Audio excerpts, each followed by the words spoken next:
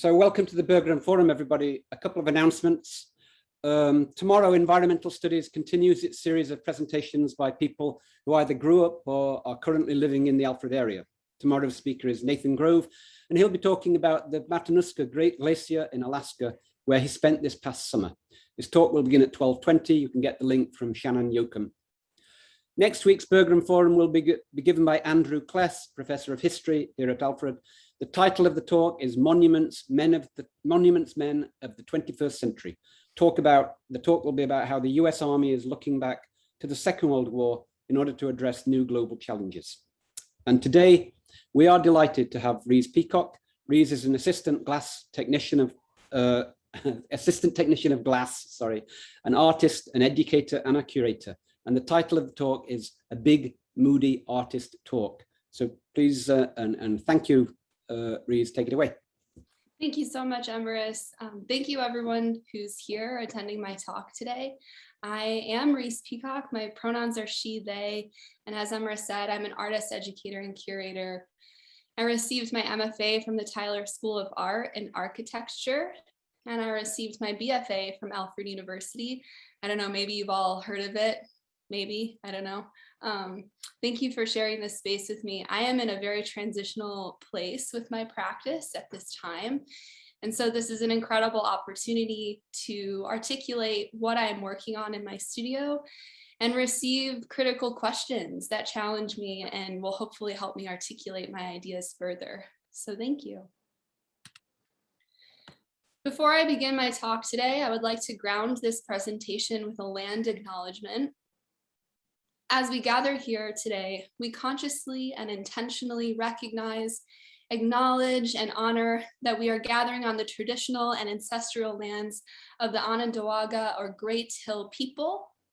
With a proud and rich history, the Seneca Nation of Indians, also known as the Keeper of the Western Door, are the largest and westernmost part of the 6 nations that constitute the Haudenosaunee Confederacy of Nations, a democratic government that predates the United States Constitution.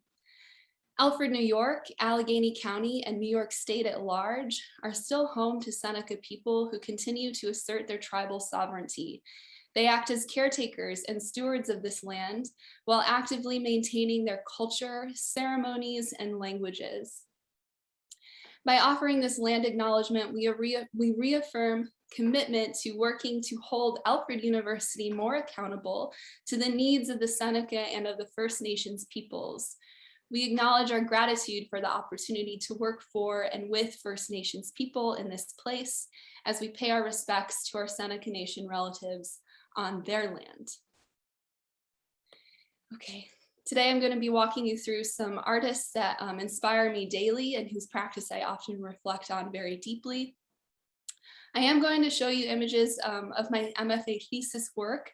I'm certainly not going to show you everything I made because that would be the entirety of the talk, but there are things that I discovered in my MFA thesis work that have grounded my practice in a way that I feel is important to understand as I show you what I'm working on today.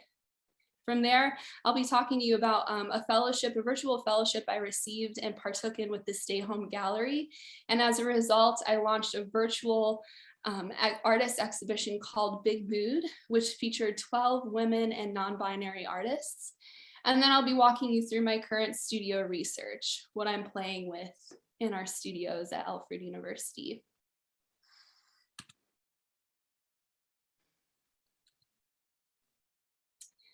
This piece is called Kiosk of the Nightwalkers by Jean-Michel Alphenel. Alphenel's work has often used the markers and materials of high European culture, such as Murano glass, embroidery, luxury fabrics, to declare and conceal queer readings. While I was reading about this piece, I came across a quote from Jean-Michel, and he states, "Glass has a memory. If a glass ball is damaged by an incision while it is being made, the glass heals, but when it cools, the cut reappears." I thought this is a really beautiful way of describing the materiality of glass and how it records what has been done to it. Glass does not merely live in a world where it is clear or transparent. It can be lots of different things. And I believe that quote embodies this ability that glass has to mirror our bodies in a really particular way. Another artist that I look at quite frequently is Carla Black. She is a sculpture and installation artist who utilizes preliminary materials as sculpture. And what I mean by that is she's using plaster from the bag, cellophane, nail varnish, materials that we don't really consider fine art materials, but she's presenting them in a quote fine art space. And so she's quite interested in materials that lead towards the means of making. She also utilizes glass frequently within her practice. And I appreciate that she has come to glass as an outsider. So she doesn't necessarily have any formal or technical training in glass, but she acknowledges that it is a material we are surrounded by in our everyday life. And therefore she uses things such as mirrors and sheet glass regularly within her installations.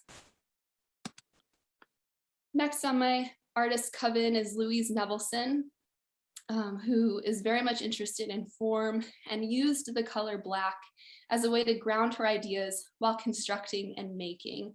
This artist came to my attention while I was attending grad school, and one of my thesis advisors, Donna Nelson, provided Louise's name to me because I was really struggling with having so many different ideas and not being able to ground myself in a path that would help me kind of solidify things. So Louise Nevilson became a really important figure in grounding my work so that I could move forward and not get stuck in limbo. Sheri Mendelson, I actually had the honor of meeting Sheri Mendelson in her studio right before the pandemic hit in New York. Her work is actually often mistaken for glass, but it's made out of found and recycled plastic. And she actually has this really intense cataloging system within her studio. So she organizes specific bottles, specific kinds of plastic in order to create the pieces of her practice. And here in the image on the right, you see a water basin completely made up of recycled 7-Up bottles. She is also an individual who came to glass as an outsider and later in life got to study at the Pilchuck Glass School as an artist in residence. So I'm very interested in artists who are intrigued by translucency and transparency and come to the material from the outside, not so much the inside. Francesca Woodman is also a part of my artistic coven of badass angels. She reflects and returns to, I often reflect and return to her work often.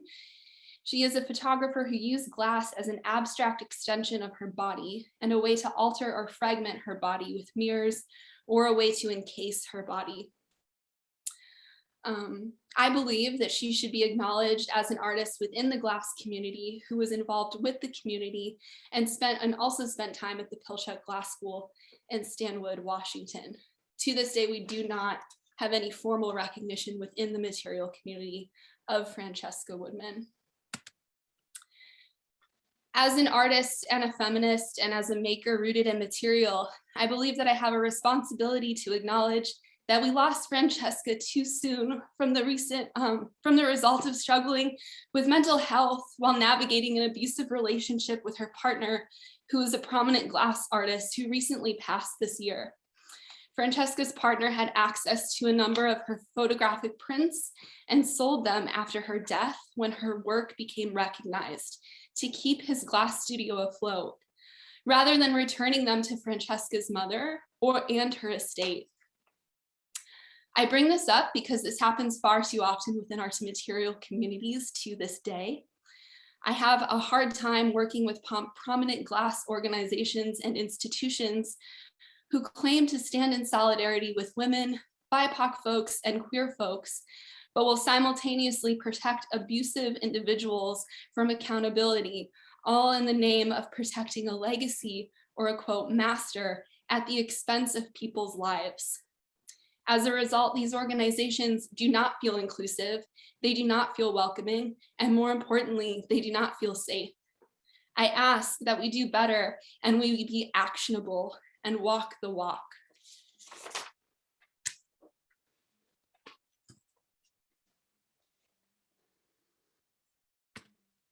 So I actually did my graduate thesis study immediately after undergrad. And before I left, I was experimenting here at Alfred University with a variety of frits and glass powders. Frit and glass powder is a material within glass that is often, much like Carla Black's studio, a means to an end. So it's not the material that is often at the forefront of the piece. It's used to color glass, it's used to texturize glass. And while I was experimenting with this here, I had someone look at me in a review and say, the only thing that frit is good for is kitsch. And that made me so angry. And I had to like relax and breathe it off and come back to it.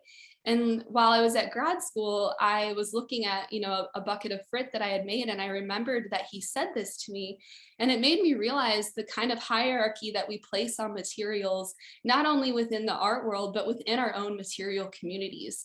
So we often favor glass blowing over fusing and slumping. And I'm quite interested in breaking down those barriers. And I often, through my research, have found that the reason why these processes are associated with kitsch or hobbyist craft is because they are associated with the labor of women. So then I got to thinking, what if I made a monument for frit? And what does that look like? And where does it live? And this is a very different way of making for me, having come from Alfred University and then into a sculpture program from Alfred University and then into a craft program at Tyler. I was encouraged to use a lot of glass and only glass and hone in on my process, which was fine, but it was a different way of making for me. And it was a very confusing time. And I acknowledge that now, but I'm really grateful that I did it because I do believe I have a strong understanding of why I'm dedicated to the material in the way that I am. So I decided to root myself in sculpture and use a material that is often regarded as kitsch or low craft and make a monument for it and hopefully monumentize the people and the labor that go into this really beautiful material. After I made one, I decided to make a series or a group of them. I like working in multiples. I enjoy keeping my hands busy and I enjoy how they take up space. Oftentimes people, when they see this work, they see trees or stalagmites or stalactites, maybe, is that what they're called in caves? And that's fine. I acknowledge that the viewer is going to interpret their work on their own terms, but I don't come from that place with my work. I'm very much interested in the form and it being sculpture, but I enjoy when people are honest with me and tell me those things. This is what the surface of those sculpture look like. So I mix it with black silicone and the glass, and then I almost paint them or surface the structure with this material. This is a piece I made just before my thesis show. It's called The Weight of Waiting, and it's made with, stacked shrink wrap and flour. And this is another way where I was articulating material and trying to investigate what it is that I found intriguing about materials like this. This does not live anymore. It's not permanent, but I believe it is still a sculpture just because it is not something that lives throughout time and space doesn't mean that it is not a sculpture. And so I'm really trying to break down how we see material and what we value of material. This is an installation view at the Kitchen Table Gallery in Philadelphia. And I took the image this way with my blurred body because I want to imply that you're supposed to walk around these pieces. You're supposed to feel them in relation to your body. They live in the space in a really particular way. And that is the function of sculpture. So I am trying to ground this material and this idea of materiality or questioning material hierarchy as sculpture. While at Tyler, I became very intrigued in figuring out this process called inclusions. And it's basically when you fuse or sandwich a material between glass. And I became interested in pink Himalayan salt. My favorite color is pink, in case you couldn't tell. And I enjoyed the visual, textural quality that the salt made. I also had someone tell me that I wasn't going to be able to do that. And as I believe I said earlier, my practice tends to be mildly reactive, and I wanted to figure it out, and I did. And so I made this piece that I ended up titling Nucleus Moon. It was at this time, while living in Philadelphia, that I was going to protests about 2 times a week and really radicalizing myself with readings and meeting new people at anarchist bookstores. And I was trying my best to like put the work in and unlearn certain things. And I was finding it very overwhelming. And I started becoming hyper aware of my body, hyper aware of what my body is in space, and thinking about what it means to be invisible, what it means to be unheard. And so I started thinking of ways to embody gesture or movement in this space. A gesture drawing is one of the preliminary assignments you learn in a drawing class as a way to render movement. And I questioned on whether or not I could render that in a 3-dimensional sculptural space. And so I ended up filling the room with a large sheet of translucent paper, and did an hour-long performance of slow movements underneath the paper. And as I moved, the paper would buckle, it would crinkle, it would form, and it would record my movement throughout the room. And it would also blur my body. So there would be moments where you could see my body, but then my body would become concealed and encased. And then when the performance was over, the paper lived as a record, as an object within the space, almost like capturing time, freezing time. This goes out to Mary McGinnis, who every time she sees me, she asks me about these drawings and whether or not I'm continuing with them. And I appreciate and love the accountability. With that, in response to the performance, I also started making actual gesture drawings, but I was working with the translucent paper and stacking and layering the same image so that these images were blurred and it appeared as though they were moving. And I hung them in a way that when the viewer walked by, the paper would breathe with their movement. And so for me, in that way, they also became very sculptural. These are some detailed shots of those drawings.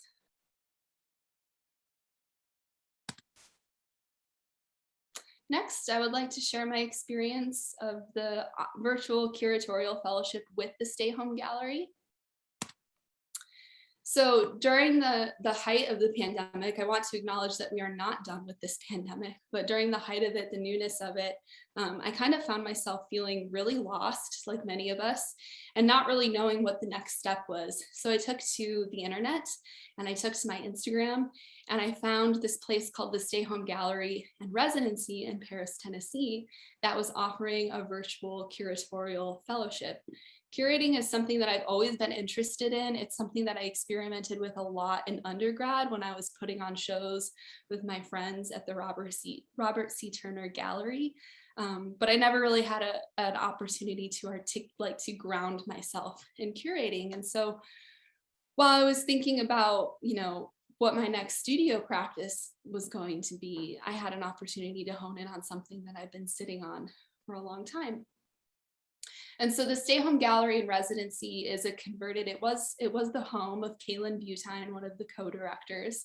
And she ended up moving out of the home into a new town with her husband because he received a tenure track job, but she still had the space.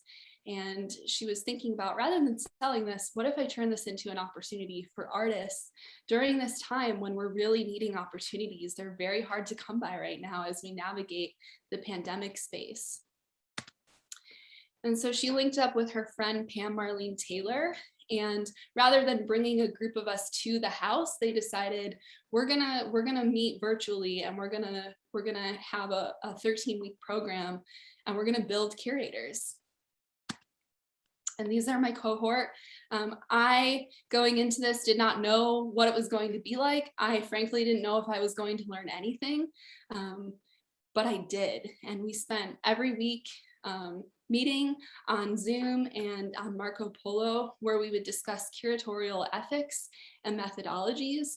And to this day, it has been one of the most generative experiences of my life. I learned so much, and I've connected with these individuals from all over the country, and I would not have met them otherwise. And these are people that I now consider lifelong friends and who I talk to every day, and we hold each other accountable. We check in, like, have you made this week?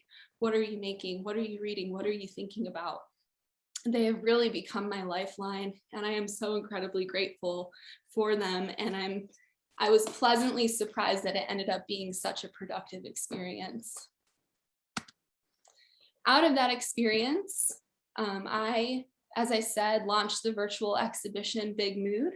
I'm going to feature some artists that I accepted into the show in this talk today, but I will not be featuring everyone for the sake of time. But if you would like to see the full show, I'd be happy to send the link to you. Just email me. So Big Mood really started as a dreamscape. When I returned, I'm from the Southern Tier. I grew up in Cuba, New York. After the campaign and the election, I came home very disheartened at what our world, like what I have witnessed of our world, what we all have witnessed of our world at this time. I came home to extended family members being very angry with me for my political views and my heartfelt passion on why I thought the things that were being said were wrong, and also people I grew up with. And so one day at the skate park that I grew up in, I kind of had this moment where I was like, why am I here? And what is the point? And then I had memories of my teenage self at that skate park with my friends who were interested in feminism and punk rock. And we didn't have the word at the time for it, but intersectionality and queer embodiment. And so I knew in that moment I needed to put on a show like Big Mood. And I asked myself, what was the work I needed to see while growing up young, queer, and in the Southern Tier. And that's where Big Mood was born. Big Mood, the words Big Mood, it's internet slang for same or truth. So when someone says to you, oh, Big Mood, they're acknowledging that they feel similarly to you. And so I made a show call that basically asks artists to consider the way in which they embody space and how that reflects their identity. One of the artists in this show, their name is A.M. Disher, and wood, this piece is made of wood, like A.M., has no gender and acts as a material metaphor for their queerness and their non-binary identity. And they say people with mental illness are in a perpetual state of tending to wounds that remain in flux, and this piece mirrors that experience for them. Next up is our very own recent Alfred University SOAD graduate, Jojo Miyaki Faraji. She examines popular media and questions how the world of entertainment impacts identity, personal preference, social and economic status, and racial hierarchies. And this is Morgan Bukovec's work, where she reflects on her decade-long career in the service industry and records comments that have been said to her regarding her female body without her consent onto a guest checkbook. And most of you probably know that a guest checkbook is what a server uses within the field to record the customer's order. And so in many ways, she's seeing these statements towards her as an order without her consent.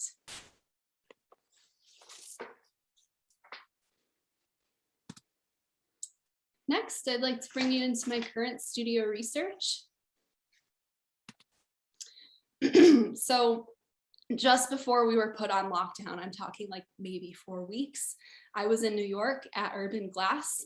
And I had the opportunity to take a kiln forming class with Morgan Gilbreth called Reduce, Reuse, and Refuse.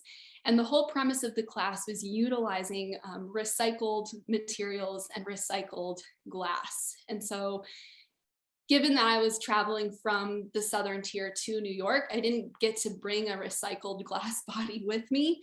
And so I showed up to Urban and I was like, I'm gonna go dumpster diving. And I found all of these discarded neon tubes. And I was like, all right, this is what I'm doing. And I put the pink Himalayan salt within the tubes and I fired them up. We had to be really careful because salt can off gas and be really, really toxic. So we had to fire these overnight to make sure that no one was in the studio. And then I started constructing them into a grid pattern, but a stacked grid pattern, with the hope that I would then put it into a slump firing and it would become melty. I'm thinking about the grid a lot right now and how it's how we like measure and articulate space. I'm thinking of it as a sculptural tool. And I'm also thinking about it as a way to transcend space and articulate time travel, because I believe that we're in an age where we need to start dreaming of new futures because we cannot go back to what we were doing previously. Unfortunately, I did not get to see this piece live. It was put in the kiln on my way out, and they were going to save it for me, but then the pandemic hit and it got lost. So I never got to see what it turned out to be, which is kind of sad, but not the worst thing that could happen, all things considered. That's what it looks like up close.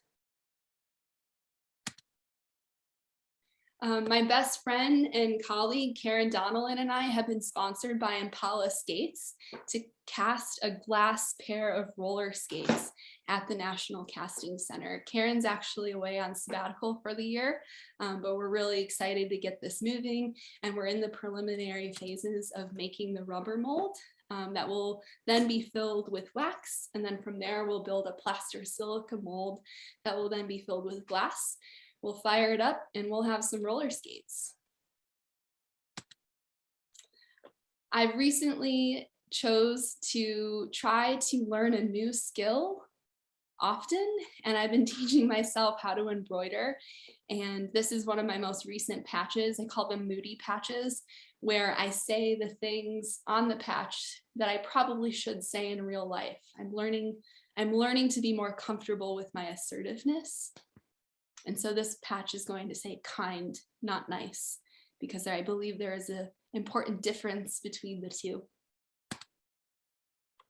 I recently had a week-long virtual residency with the Dear Artists with Anxiety organization.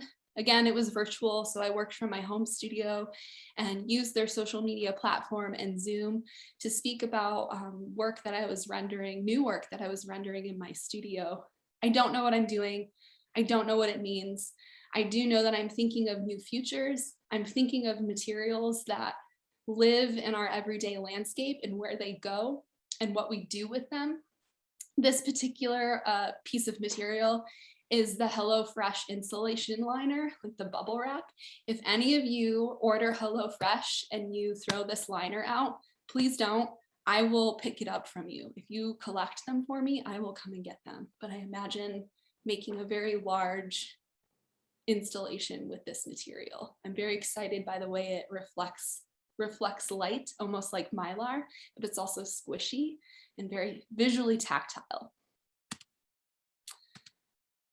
I've had these pods sitting around my studio for quite a while, but I haven't been able to finish them. Ooh, so sorry. I haven't been able to finish them, but what I do is I burnish them with graphite. So I grind them down so that you see their stress mark is relieved or released, and then I burnish it with graphite. And I'm interested in the way it kind of is this sheer glimmering, I guess is the word. They do kind of look like leaves or thumbprints. And again, I don't know what they mean, but I think that's okay. And I'm just trying to follow through on it. I'm also really into making collage, and I'm very driven by, I go through phases of color. And so for a long time, it was, the millennial pink, and it still is, it always will be, but right now it's this green chartreuse color that I'm very enamored by. And so when I don't have access to glass, I'm still making. I make a point of continuing to make. And so I've been experimenting with collaging and doing little mock-ups in my home studio, paper mock-ups of things that I would like to see live as three-dimensional forms. And now I've had the opportunity to start articulating some of my grids again in glass, and maybe sandwich the pods and the grids together. I imagine that it will live as a wall piece and much larger scale, but I recently did a kiln test and I'm very, very excited by it. And that's where I'm at, moving through ideas, moving through materials, and acknowledging that it's okay to move slow and it's okay to not know, and that the ideas and the articulation of the ideas will come to me as I continue to make. If you have an Instagram, I encourage you to follow me on Instagram. You'll see funny illustrations that I post like this. You'll see my Moody Patches. You'll see my material tests. This is also my Alfred email. I encourage you to reach out to me. I enjoy meeting new people. I enjoy talking about material communities and materials. So please reach out to me. I'm very approachable and I would love to talk to you. Okay. That is it.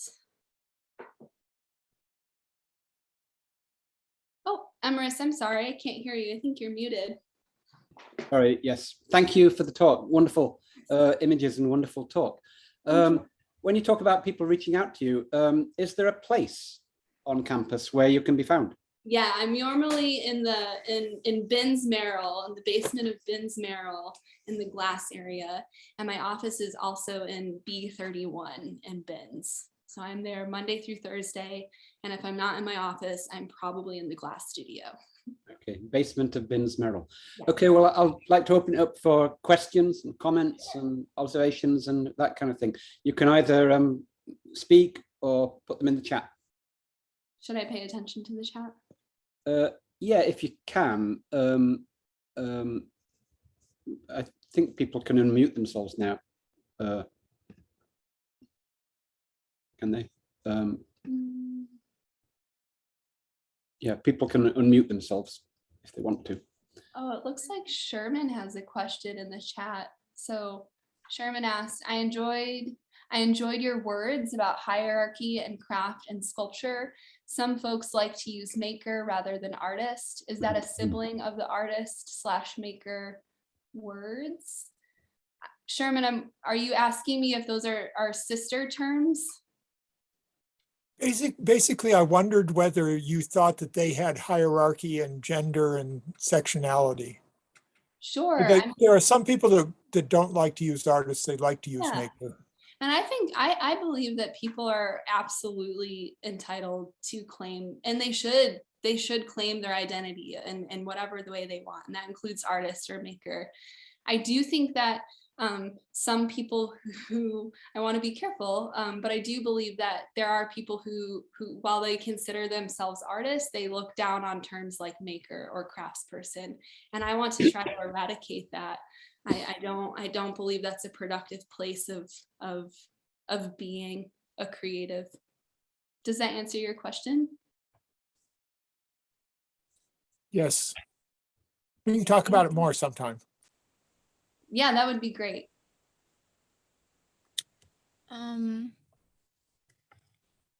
Whenever you ever feel like stuck when starting a craft or a piece, how do you get yourself to be motivated to do something? Oh, that is so hard. And I'm not going to lie to you, it is so hard. And you know, I have to be honest with you, I've taken a long break after grad school. Like I've been making, but I haven't really been like, I graduated grad school in 2017 and I've done a lot of resting since then. And for a long time, I was very embarrassed by that. But the truth is I had a lot happen to me in my personal life very quickly, and I needed to sit with that and I needed to heal.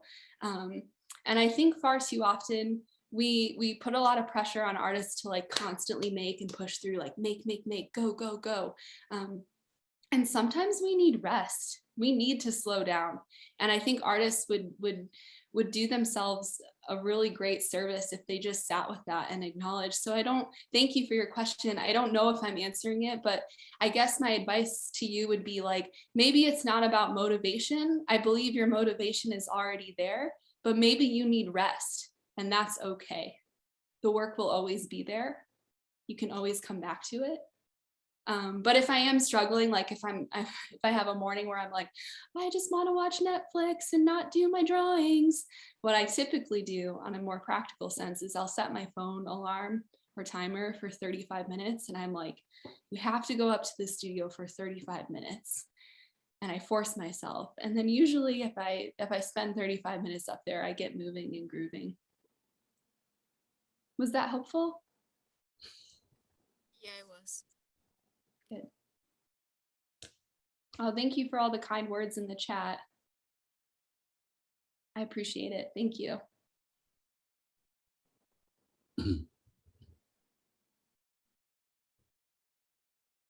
More questions, anyone? Yeah.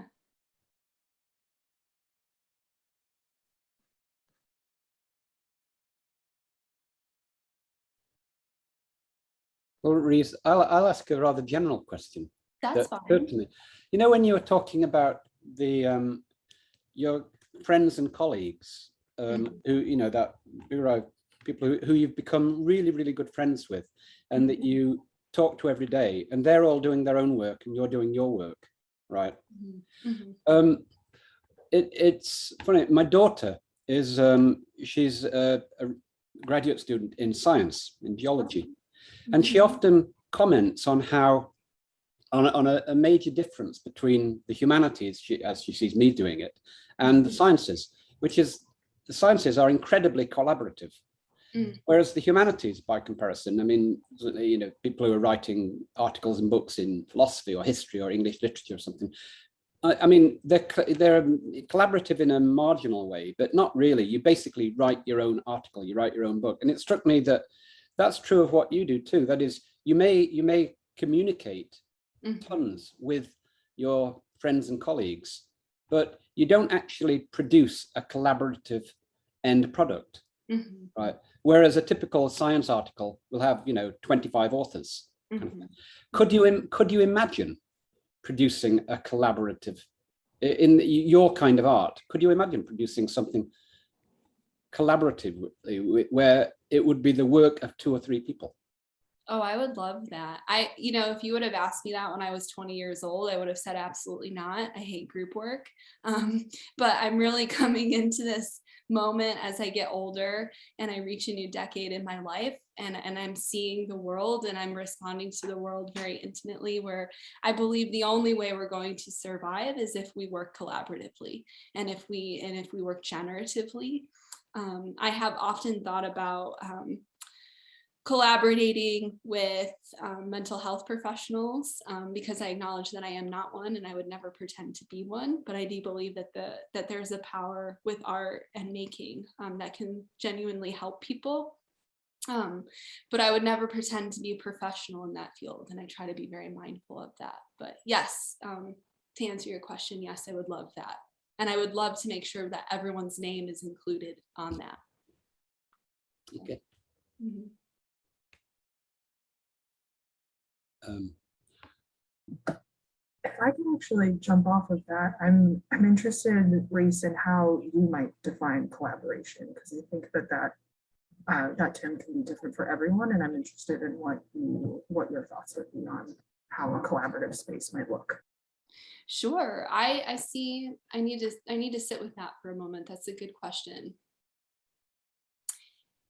It's tricky because there's the glass part of my brain that is like when you walk into a hot shop, you see 2 people working together.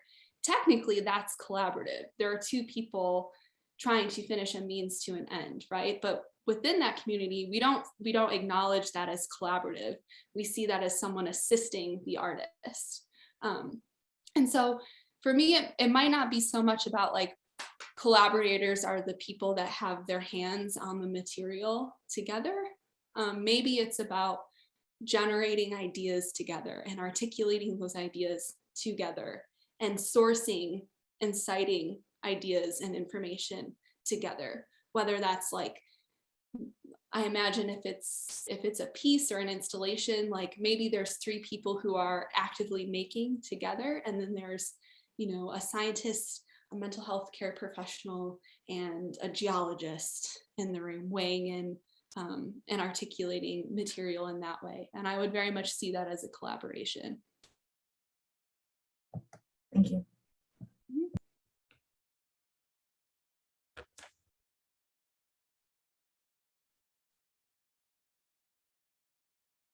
Okay, any other questions or comments? There's lots of people who are just saying thank you and what a great talk, things like that. I appreciate the encouragement. It is very helpful to have questions. So if any of you are like, I don't know if I should ask that, please just ask it. I enjoy hearing it, and it is very helpful. There's no right or wrong thing to say. You can also challenge me. I can be wrong.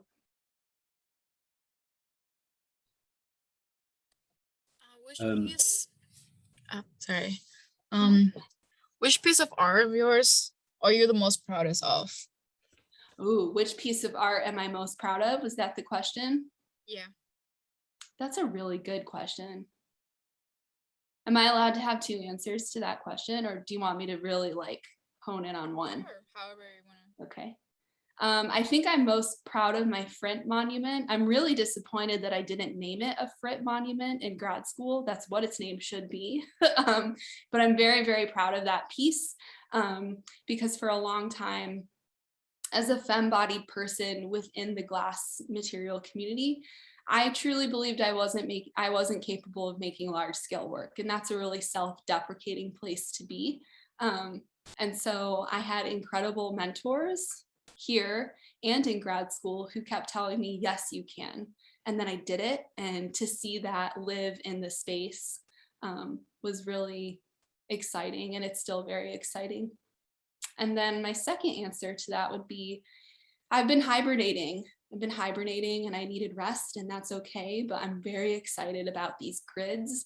I was very, very sad that my piece got lost in COVID. And so I'm excited to kind of return to that, and I'm excited that I'm making again.